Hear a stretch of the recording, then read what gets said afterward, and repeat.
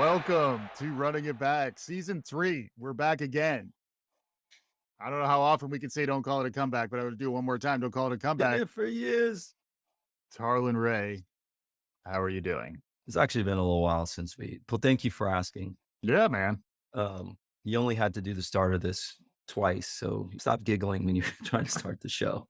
I'm doing fantastic. It's been a long time. At first, thank you to listeners who, instead of, a text, you can text, I guess you don't have to say hello, but it just gets straight to the point, which is, where's the pod? Yeah. It's been a minute. We got to get on with our side hustle and get the day jobs. It's been a minute. So appreciate you all you listeners out there. I do want to give a big shout out to my youngest daughter who just turned 13 yesterday or 2 days ago. That's a big deal. Yeah. 2 teenagers in the house. Shout out to my older daughter. We celebrated her half birthday. So she's over 15 and a half. And the reason I mentioned that brings me to my DMV story. Okay. So everyone it's an RMV, Registered Motor Vehicles in Massachusetts, Department of Motor Vehicles in California. I don't know what they call it in New York. DMV. Oh, they do. Yeah. All right. I was totally confused when I moved to Massachusetts and had to get a mass license. There was a moment I had to cry, but I got over it. Yeah. So you're already in a very vulnerable position because your little girl is going to be driving a car. Yeah. And yes, we have for 5 straight Sundays gone to an abandoned parking lot and crushed cones. Yeah. And watch as the brake has been slammed, but she's doing a great job. So then you're prepping so that she can get her permit. A lot of information that you need to have. 2 forms to verify the place of residence. I've read all the information to make sure she's ready. She's doing a lot of reading to make sure she preps for the test. Yeah. And in order to get the permit, I end up having to go with my daughter 3 times. Now, if you think about, and I love how helpful everyone is at the DMV, but you think about places to work, it is a very tough place. It is. With a lot of process. Right. And there are 2 bits of information I want to share with everyone, just in case they go through the struggles I went through. 1, in order to sit down for the written tests, you have to sit for an online course or an in-person course. So imagine my daughter did 30 hours on vacation during the summer. She had a part-time job getting through this course. The course is crazy.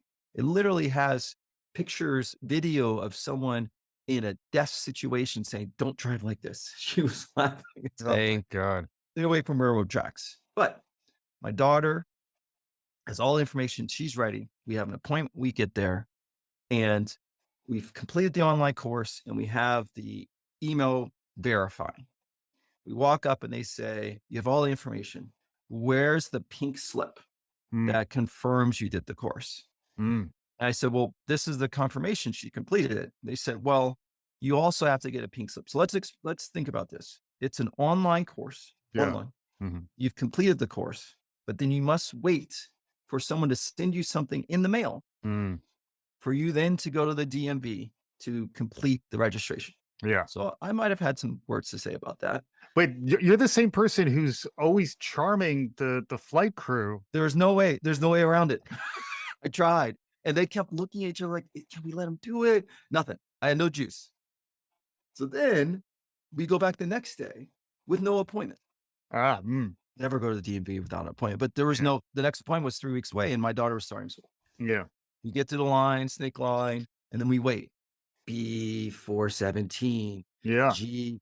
None of it makes sense. The A's to the G's, the numbering never makes sense. You're just waiting. They should at least give us bingo cards. Please. And the lights in the DMV, it's the brightest lights I've ever seen in the DMV. Like that would have to drive workers crazy. Yeah. So then we get up all the paperwork. I'm like, this time I have the 2 forms. We can do real ID. Here's the pink slip. Look how special it is. It's like they're handwritten. I say, okay, great. You've got everything. But I'm sorry to say it's 4:35. And after 4:30, you can't sit for the exam. Nowhere on their website.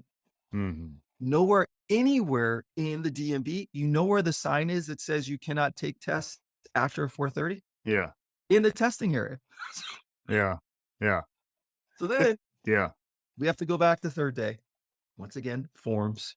The guy who was helping us out on the second day said, you can take the picture, do everything. I promise you come back, you paid for everything. You come back, you take tests. So we hustled again, got there at 3:30. She got in at 4:17, took the test. She passed. Nice. He is now ready to have someone take her on the road tomorrow. Road test. Exactly. So I'm just saying two bits of information. One, online to offline is we still haven't figured it out. Yes. Take an online course, you should be able to get the verification, be able to get to the DMV. Mhm. And two, they're horrible at providing information. Yeah. So That's it. That's the story. And I would say my one follow-up there is this is why you should be on Twitter. If you were on Twitter, you would just be ripping off some high quality tweets for the rest of us to enjoy as you became increasingly infuriated by the DMV. Because by the time you're back here on this podcast, that anger has dissipated. I completely lost my composure. I want you to be pulling out the thumbs, Tarlin, and just ripping off some. It's not their fault. Yeah. It's process. It was not. You've already processed it. You've come to that conclusion at the time. I got through my stages, but at the time, I might have been just a little heated to go 3 straight days. And my wife was in COVID quarantine at that time. So there's a little bit going on. Oh my goodness. But we're back. Tiny violin. My daughter's going to drive. So everything will be good. Thank you. Awesome. And we're back. And it's the fall. Everything's kicking off again, including this season. We're talking about kicking things off. That, to me, makes me think of football. There's a lot of activity in football. We like to track the QB controversies.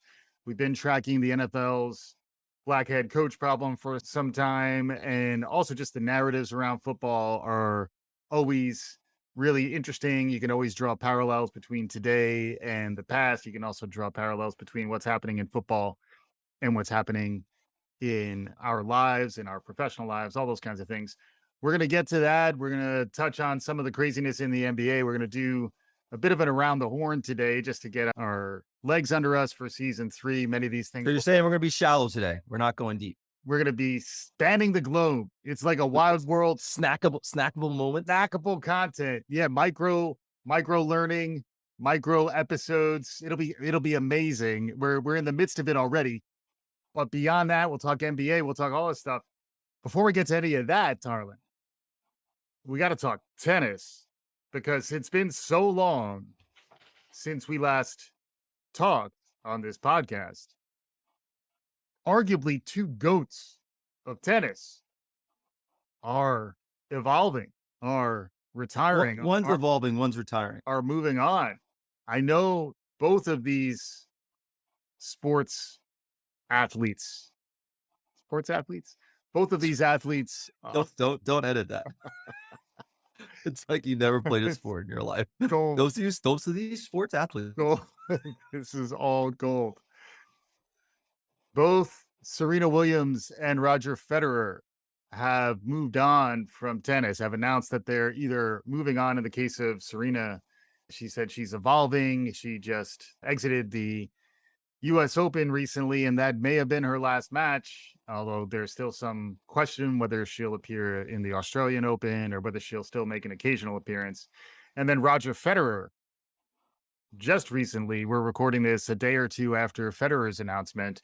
Thoughts on lessons learned from these luminaries? Well, I'm already a record saying that Serena is the GOAT. Did not catch Margaret Court for the most all-time Grand Slam titles at 24. It's interesting. Margaret Court was in the news recently saying that Serena has no respect for me and what I did. So we'll unpack that later.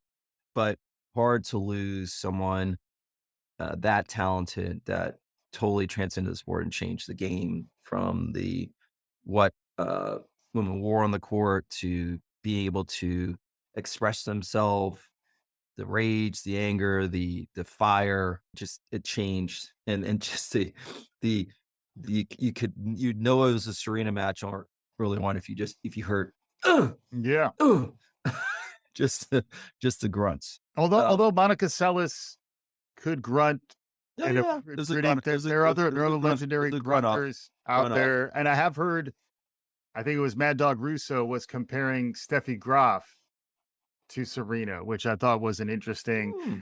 I guess she won 22, but it was interesting. I saw a graphic summarizing where Steffi was at the height of her powers, which had very little reference to Margaret Court. And she had fewer Grand Slam championships than Serena. But now in Serena's era, it's very much about pursuing Margaret Court. Yep. And it looks like she will, because it is also in the open era. This is the open era distinction where Margaret Court was before the open era. Exactly.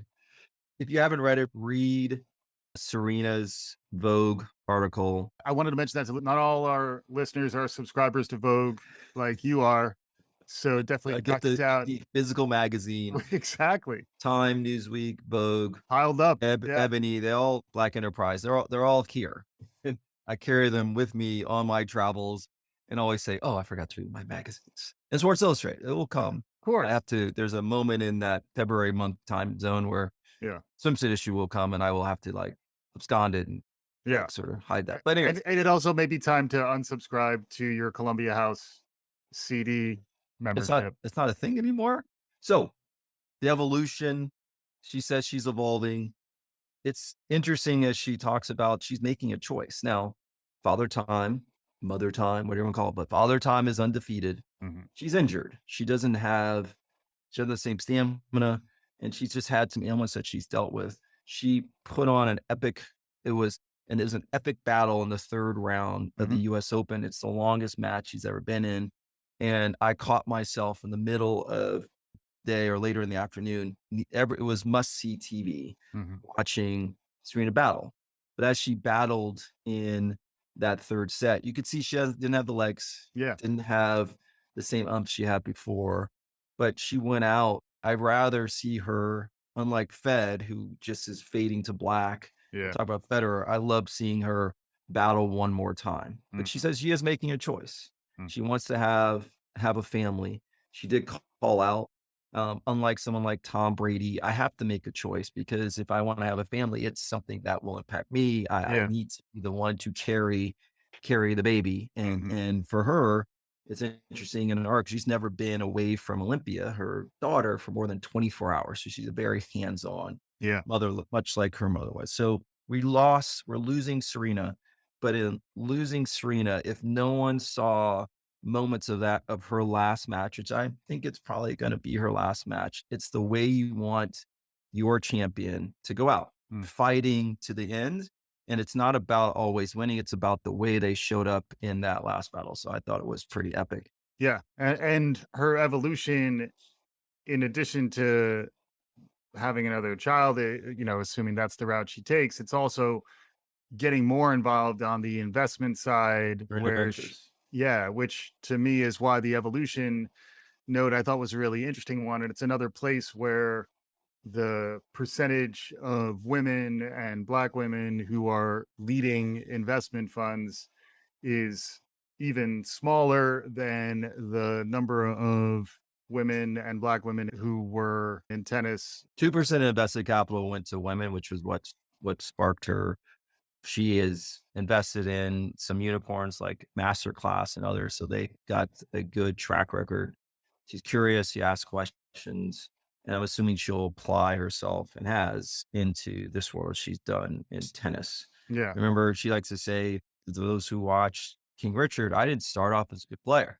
It was Venus. Yeah. I can only see her with that same drive getting better. Yeah. But hail to Serena, never seen. Most people probably say in their own eras. We're in this golden age. So Serena and what she did, and Federer.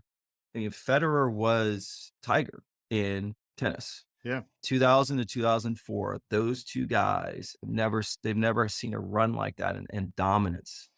Federer has 20 Grand Slams, is now third. Like, he's not the greatest. 103 titles, so he's second place behind Jimmy Connors, and he's third behind Joker and Nadal. Nadal being number one right now in Grand Slams. 1,251 single match wins. That's behind Jimmy Connors. Jimmy Connors was a beast. He played for a long time. Most consecutive weeks is number one, 237. So you have a laundry list, but you can say, oh yeah, but his winning percentage wasn't as great. And yes, being number one was fantastic. Most Wimbledon wins. But then you look at his head to head, he lost out of 50 matches to Joker. He won 23 and Joker won 27. And Joker has his number in the Grand Slams in the 2010s. And Nadal had his number. He's 16 wins for Fed and Nadal 24. Nadal had his number. So against the big three and Andy Murray was in there, he took his fair share of losses in some 5-set beatings. But Fed was the dude. Yeah. The players who make it feel like you could play that sport because he wasn't super big. Yeah. He didn't seem like a physical freak. It was a guy who he didn't like lifting weights, but his reaction time was crazy. And he just glided on the court. And so it's just someone that even if you don't know the person, you just wanted to root for. Yeah. And even though I think Nadal, and I love what Nadal's done, I have a running joke with someone in the office who loves tennis and Nadal fan. I said, Nadal, all he does is pull out his wedgie. Yeah. Another great player, but Fed just is in a different stratosphere for me.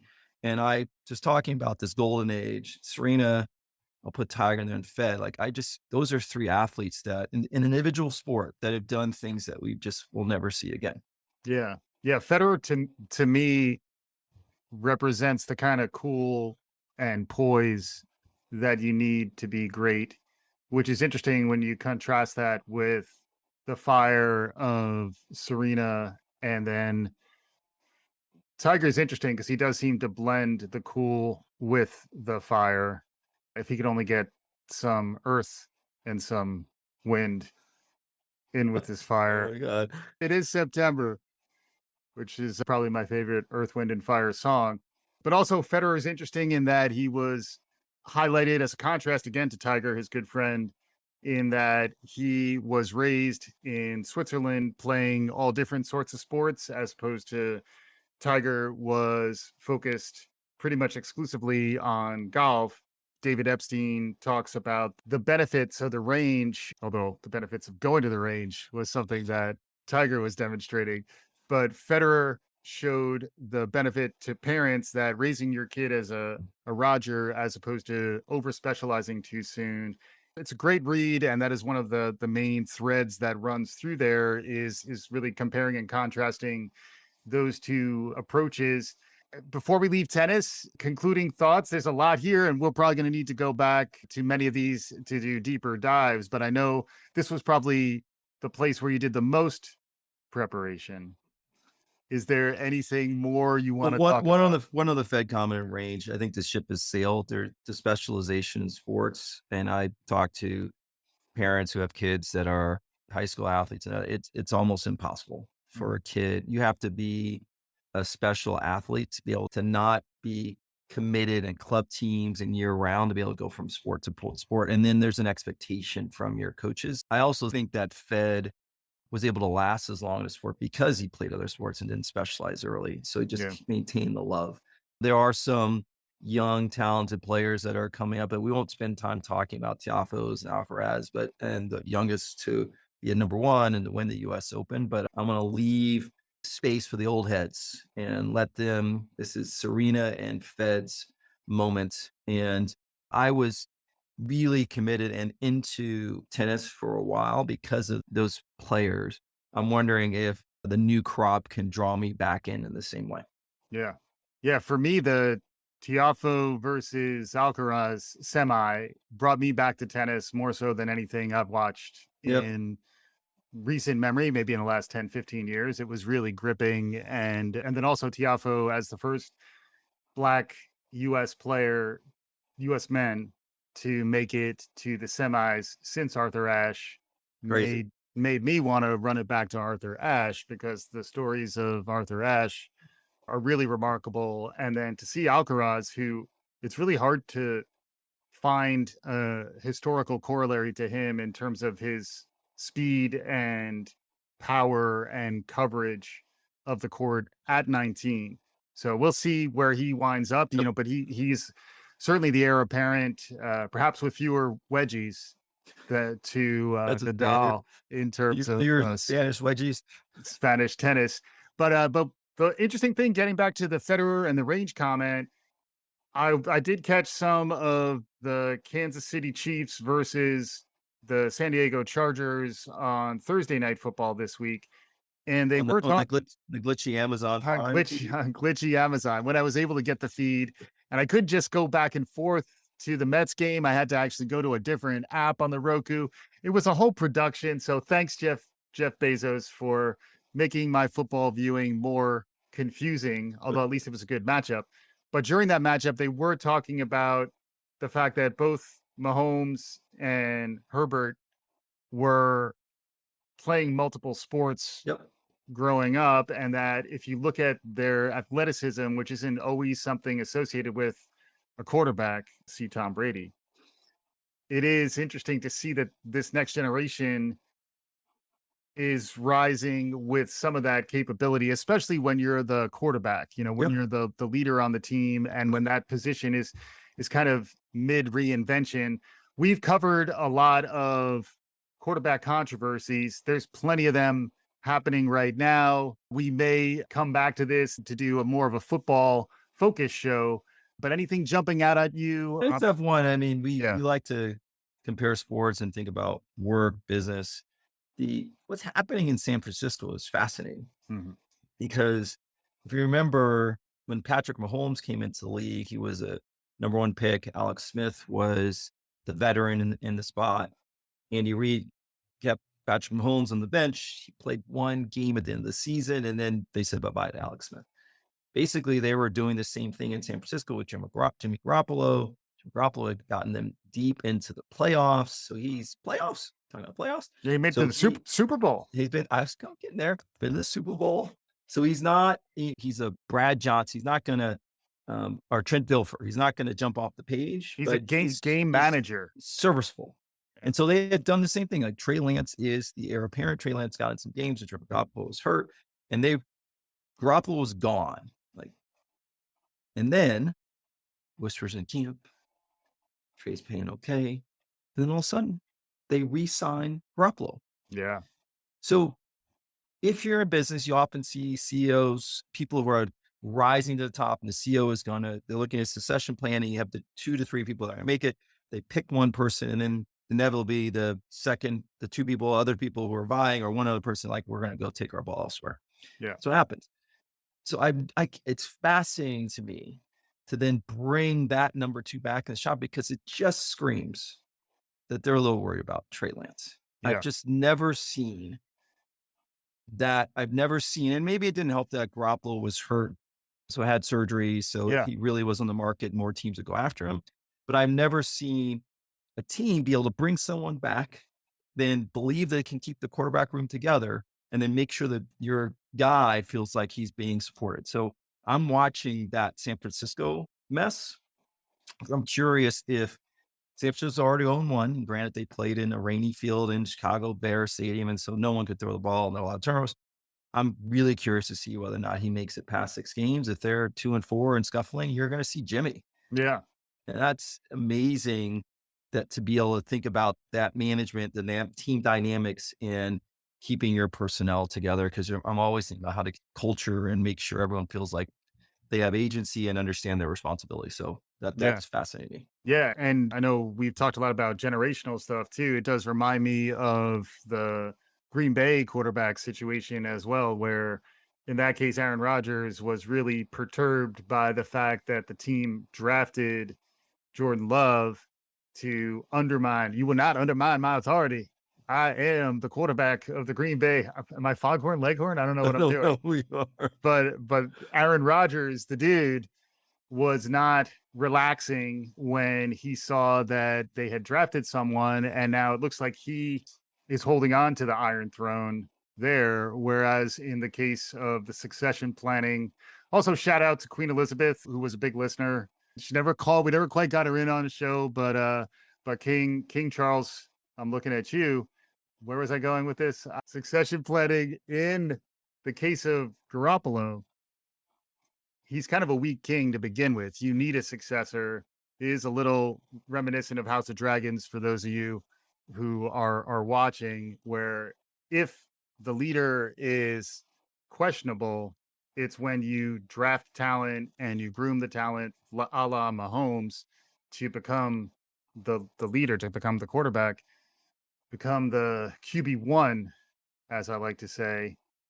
But in the case of San Francisco, what if they have two QB1As or two QB1Bs? What if you don't really have Doesn't work. the transcendent bet? But do you still need to make a decision, or is it better, putting on more of the front office hat, is it better to actually have the insurance policy in a league where players get hurt all the time? As long as it's very clear that you're the number 2 and they're going to ride Trey Lance, they should ride Trey Lance and see what happens, because he's only in his second year, really his first year as a starter.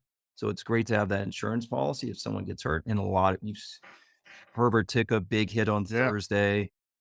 Dak's finger, he's already out, might be on one of my fantasy teams in my super flex. So I'm not very happy with that. And someone beat me to the auction to get Cooper Rush, because I thought the auction was on, the waiver was on Thursday, but it was on Wednesday. But that's not what we're talking about. Yeah. So yes, you need to have that because it's a violent sport. But if you have 2 guys that are healthy, similar to Michigan Wolverines setup where Jim Harbaugh didn't pick his starting quarterback, it just creates a little chaos. You need to know who your leader is. That is your alpha. And then you will subordinate yourself, and you're going to be holding clipboard to make sure Trey is best he can be. And if that's the conversation, have great. But you have the guy who took you to the Super Bowl, that creates some chaos. So yeah. And it's also, how much are you giving the new player the chance to succeed, which is another question around Trey Lance. Is interesting in that he didn't get a lot of reps, honestly, even in college, and played at South Dakota State. Not a lot of people saw him play there. Then made it to the NFL draft, was drafted very highly by Shanahan, right? That Shanahan out there? Fifth pick. Yeah. And 3rd pick, I thought, right? No. No, we'll get our research staff there, but then not necessarily given this vote of confidence, and Garoppolo's fighting for a job in the same way, and he knows he can be a first string quarterback. So it's also not like third overall. I told you it was 3rd. You play a tape. I said 3rd. Yeah, he was drafted 3rd, because we were also looking at blackhead quarterbacks. Do you think there's any kind of racial undertone here? No. Okay. And then returning back to the other quarterbacks we covered, Justin Fields had a tremendous slip and slide moment in the torrential monsoon that was in Chicago too. I didn't even realize Chicago got that kind of crazy weather in the summer. One of the things. And then Tua was the other one that we've talked about, at least in terms of QB controversies. Any quick takes on any of the other quarterbacks that we've talked about? Also, feel free to talk Aaron Rodgers if it makes sense. Early. So we definitely will, halfway through the season, I want to come back to the quarterbacks. We were on record saying that Justin Fields is being overlooked and that he should have been drafted higher. Those listeners, and go back to that show.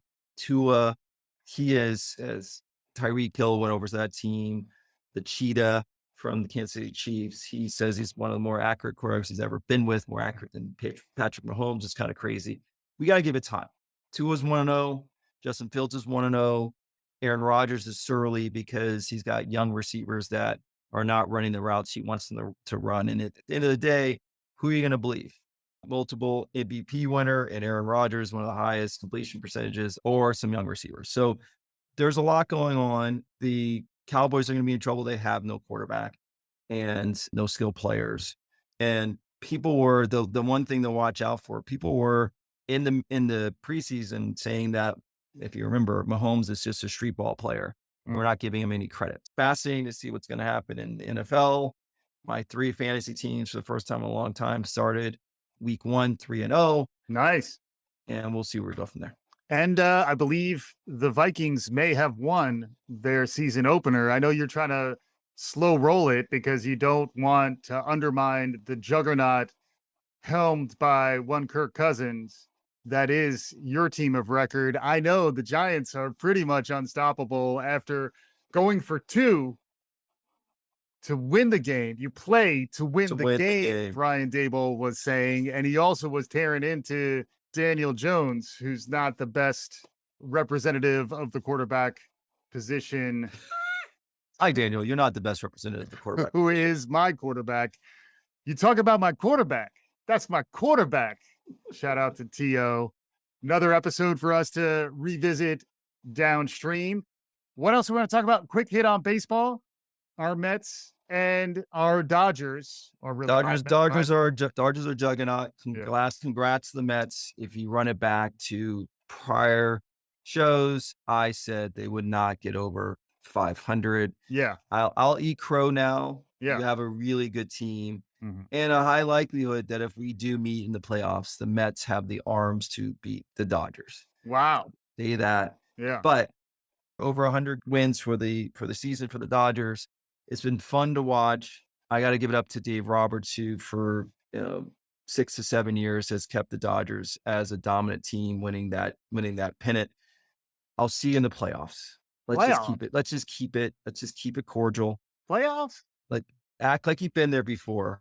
Knicks, Mets. You don't know how to handle. I remember 86 like it was yesterday. You don't know how to handle winning. I'll teach you. Let's get to the playoffs and I'll show you how to act. So that's our baseball cut. We got to give it up for Aaron Judge. All rise. Who's a monster. Reason to give up Aaron Judge. He bet on himself. He did not sign an contract with the Yankees for a season. He said, I'm going to bet on myself. And now he is 57 home runs in, but is he 20? He has a spread of 20. Yeah. Plus 20 over the nearest closest home run hitter. Yeah. He's on pace to finally break the AL home run record of Roger Maris at 61. There's a lot of conversation around should he, if he gets to 62, 63, be the new home run king? Answer is no. Give me a break. People play in the eras they play in, and records are records. Even if you don't like the fact that Sosa, McGuire, and allegedly Bonds were on the roids and the cream, you were watching and you were entertained. Are you entertained? So shout out there. Be fascinating to see that. We talked about someone betting on themselves, and this will be, see my bridge. I'm going to bridge over to the NBA and hammer my own team, but bet Aaron Judge bet on himself. You might remember Dennis Schroeder. The little, got the two dots. Yeah, over the German, I believe. It's like is that an umlaut? Is it over the O or the E? Do you do over the O or the E? We'll go with the O. Turned down a 4-year, $84 million contract because Dennis was going to bet on himself. He has now signed multiple under $10 million contracts and just signed with the Lakers, going back to the Lakers for 1 year, $2.5 million. That is hard to see when someone has that much money thrown at them and it doesn't work out. So that's when betting yourself goes wrong. Right. Some people know keeping it real goes wrong. The exciting thing for us as a Laker team is we just decided to collect a lot of point guards. We still have Russell Westbrook. I'm sorry. I meant Westbrook. Sorry. Yeah. I didn't mean to besmirch your name. Price to move, I believe. I believe he's price to. We did get Patrick Beverley. Never seen two opponents hate each other more. Yeah. Patrick Beverley fell into Westbrook's leg. He missed multiple games, little slight mixture, but hate each other more and now are on the same team. And they're like, oh, no, let's bring back Dennis Schroeder to the team. Yeah. So we're a hot mess. Yeah. We are a hot mess. No, don't worry. We re-signed Braun for multiple years. We're hoping Bronny and Bryce will be ready in a few years and that'll be the Lakers. Just a bunch of Jameses, like the Antetokounmpos. Yeah. So that's my Laker cut. I bridged us to betting on yourself. Yeah. Now we're in the NBA. And where do you want to go because your Knicks lost Donovan Mitchell? What? It's not we lost him. We just didn't get him. He was never ours to have because our front office is terrible. But the Dolans' claim to fame is that they're not the Sarvers. And the Sarver decision has come down in the NBA. That's the other place that I did want to make sure we went to. We did one of our most downloaded episodes is the one we did on Donald Sterling and the Quibi docuseries Blackballed. there's now the Sarver decision has come in where a lot of what was investigated of the Phoenix Suns owner, Robert Sarver, we did cover it when it was first dropping, thought something else was going on. It turns out a lot of things were uncovered to the point where he's now been banned from the NBA for a year. But is that enough? A $10 million fine. Is that enough when you're talking about the level of toxicity that you have in his culture that is documented in this investigation, much like Dan Snyder and his Washington Commanders scandals have also resulted in awareness of toxicity, awareness of culture problems, but also no ability or a decision, perhaps, not to remove him from the league or remove his ownership stake, much like what happened with Donald Sterling. He was defrocked. He lost his ownership he was forced to sell. You're forced to take this over $2 billion and go home. Yeah. Sarver, Yeah. it's so interesting that there's player conduct everywhere.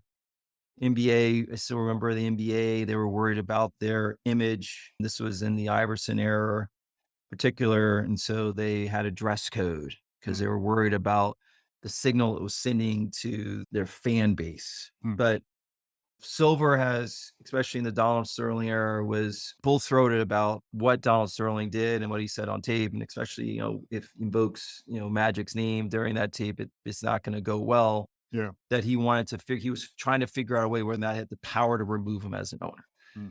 Ultimately, he didn't, but we know what happened. And if you listen to Blackball episode, it's interesting that Silver will say what Sarver did is indefensible.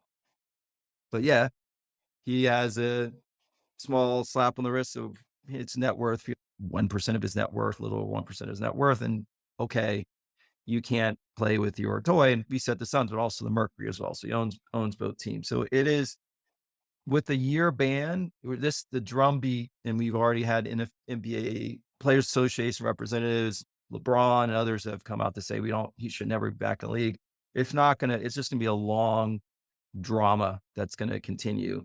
And if he comes back to the league, it's interesting. If Chris Paul's still there, Chris Paul is the bridge to Donald Sterling, who was dealing with that when he was on the Clippers. It's interesting. He's the owner of the Mercury, and we know what's going on with Brittany Griner in Russia. So it's all connected together. But that guy, there should be owner conduct to say that I'm sorry when he's used the N-word multiple times, misogyny, and the way he's mistreated female employees. And to say part of the reason that even though over 300 interviews and 80,000 text messages and other things, that there really wasn't a smoking gun, something on tape. Is that what it needs to be? You just need to have something on tape. And then once you have it on tape and it goes on TMZ, that's the way, we can sort of dethrone. We also know we had a former president that was on tape, but yet he still was able to maintain power even after some of the things he said about women. So yeah, we will come back to Sarver. This is not over. We more likely than not will be doing a show around Sarver, but also looking at other owners that were removed. If you remember Marge Schott, who was a known racist, who called black players gorillas and said that things that Hitler did was okay, but near the end it wasn't so good. And it was ultimately suspended for a year and ultimately removed. This is going down that path. But then you look at someone like Dan Snyder, who still is there and refused to change Redskins name, now the Commanders. And no, there's nothing really going on with the cheerleaders of the Redskins. It's just when there's smoke, there's fire. There's a blazing California summer fire over there, and it's gonna spread to Arizona. So it's curious to see what's gonna happen. Yeah, and it does, to me, oddly and sadly harken back to Kyrie Irving sharing an Alex Jones video of the conspiracy of the elites, which is just bad. There's so many bad ideas coming out of Kyrie, and the Nets as a dumpster fire that is still has a decent chance of winning the NBA championship this coming year. We'll have to see how all of that plays out. So much to cover in the NBA, but to me, it all does speak of how do you justly hold those who have money and power accountable is a real narrative that we've been trying to unpack here, understanding the history of protest. If you look at what got Donald Sterling out, among other things, was the players boycotting games, or in addition to the ability to boycott games, they can protest, they can do things that we've been tracking on a number of different fronts, including, what Colin Kaepernick did. It'll be interesting to see, especially if things stay status quo and you start to get close to when Sarver may be returning from his 1-year ban. How will pressure be applied? What are the right tactics there? And how does that analogize to other questions around accountability and justice in our culture?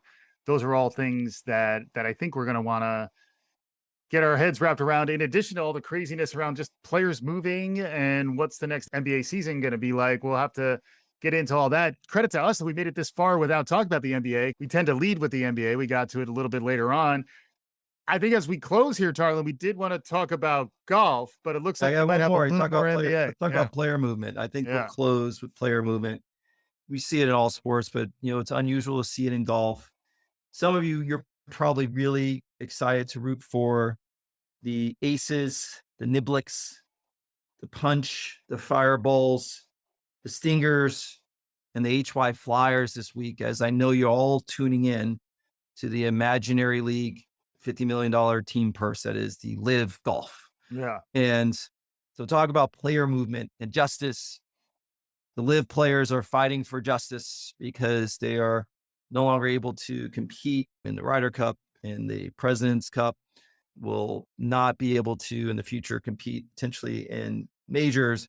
And they feel like there's unfairly being, what's the word? There it is. There's a P. I was saying prosecuted, personalized, also persecuted. Password is back, by the way. So I would have gotten that one right. Oh, and shout out to Wordle. If anyone got the Wordle award yesterday, my whole team got blown up. We no one got the Wordle world. I'm not on Twitter, but I would have thought the world would have just breaking like 100+ sessions, game streaks. But so LIV Golf, watching those players, cry me a river, golf, but louder. That's, if you go to their tagline, I went to their site for the first time.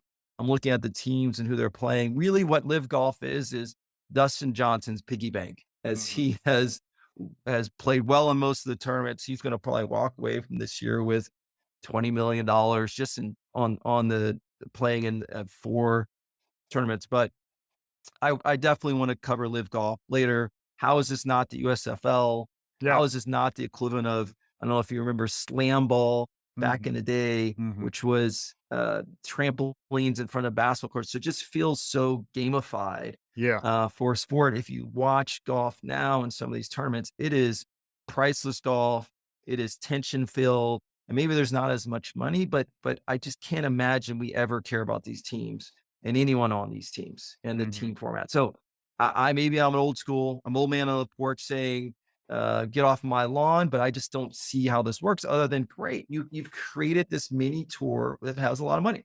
Yeah. So I went in there. I promise to you, as I'm normally the one that says, I can't do it today. Yeah. As I'm exhausted from the week, that we will give the fans what they want, as my texts that have been coming in, to give us what we want. Right. And we went shallow today, but there are enough deep topics, whether it's Griner.